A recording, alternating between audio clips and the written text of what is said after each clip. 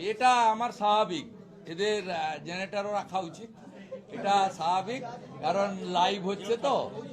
আমি যখনই এইগুলো বের করে দিচ্ছি এদের খুব অসুবিধা হয়। এটা আমার এই বিজেপিতে 6 বছরে, আমার বিশেষ করে 5 বছরে অপোজিশন লিডারে আমার অভিজ্ঞতা হয়ে গেছে। আমি দুটো তথ্য আপনাদের সামনে দিচ্ছি, দুটো তথ্য, এবং এটা অত্যন্ত গুরুত্বপূর্ণ তথ্য, যার উপরে আমাদের ব্যবস্থা জুডিশিয়ারিকে এবং ইলেকশন কমিশনকে নিতে হবে। ইলেকশন সেল পূর্ব মেদিনীপুর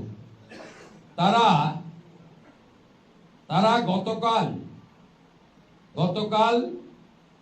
1:10 PM দুপুরবেলা, তারা না 1:10 নয়, সন্ধ্যেবেলা 8:55 PM এডিএম এলআর তিনি ওই গ্রুপে লিখছেন, at the rate of all videos please appoint one LO, that means liaison officer, to be attached with honorable judicial officers.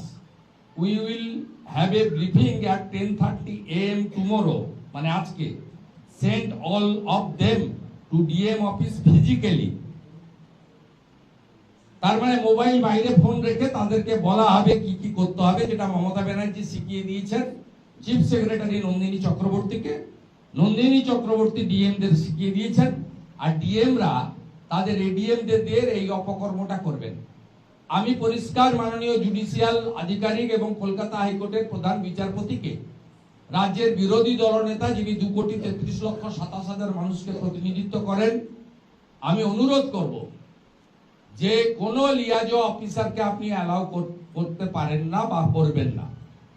কারণ সুপ্রিম কোর্ট পরিষ্কার বলেছে যে 28/2 এর পরে যে সাপ্লিমেন্ট লিস্টের জন্য যে ভোটার রয়ে যাবে, সে সংখ্যা কি হবে ইলেকশন কমিশন জানে এবং জুডিশিয়ারি জানে।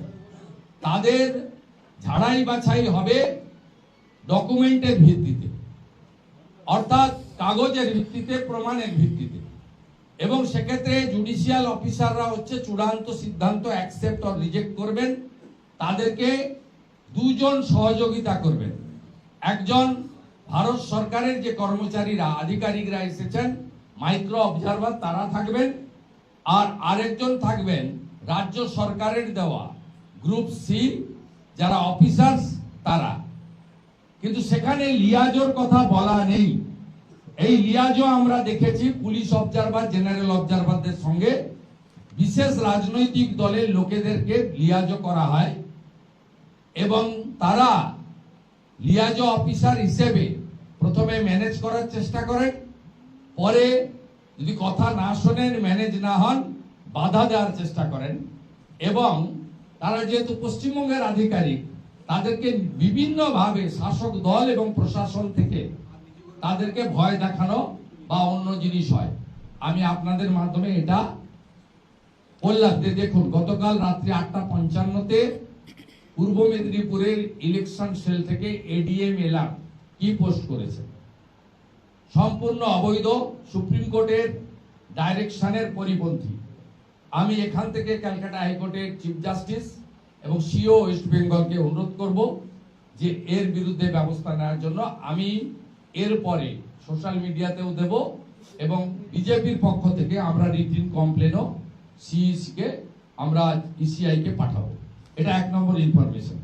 দ্বিতীয় নম্বর, আজকে সকালে ঠিক নয়, দুপুরবেলা 12টার সময়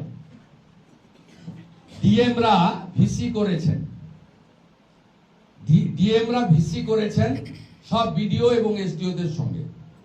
সেই ভিসিতে আমরা স্পেসিফিক পেয়েছি, কোচবিহারের ডিএম ভিসি করেছেন, তাতে instruction, please make ADJS additional district judges, ADJS, understand there is provision of field inquiry in SIR, so they can do it for genuine electors with partial documents or problematic documents.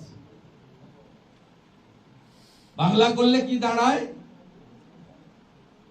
অতিরিক্ত জেলা জাজেদের, বিচারপতিদেরকে আপনাদেরকে বলতে হবে, ভিডিওদেরকে বলা হচ্ছে, এটা পশ্চিমবঙ্গের সব ডিএম করেছেন 12টার সময়, সমস্ত তথ্য ডকুমেন্ট আমাদের হাতে। সেখানে বলছেন যে ফিল্ড ইনকোয়ারি দরকার হলে করুন, যাদের কাগজপত্র নেই। এটা করতে পারেন না। সুপ্রিম কোর্টের রায় অর্ডার নম্বর যে 4 নম্বর পরিষ্কার পড়া লেখা আছে, আপনাকে আপলোডেড ডকুমেন্টের উপরে তথ্য যা পেয়েছেন তার উপরে আপনাকে শুনানি করতে হবে, হিয়ারিং করতে হবে এবং তথ্য সঠিক কিনা।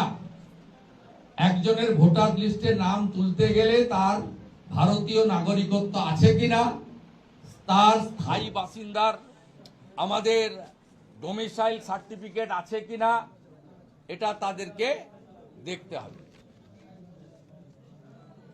হবে। এটা আমার স্বাভাবিক, এদের জেনারেটরও রাখা উচিত, এটা স্বাভাবিক, কারণ লাইভ হচ্ছে তো।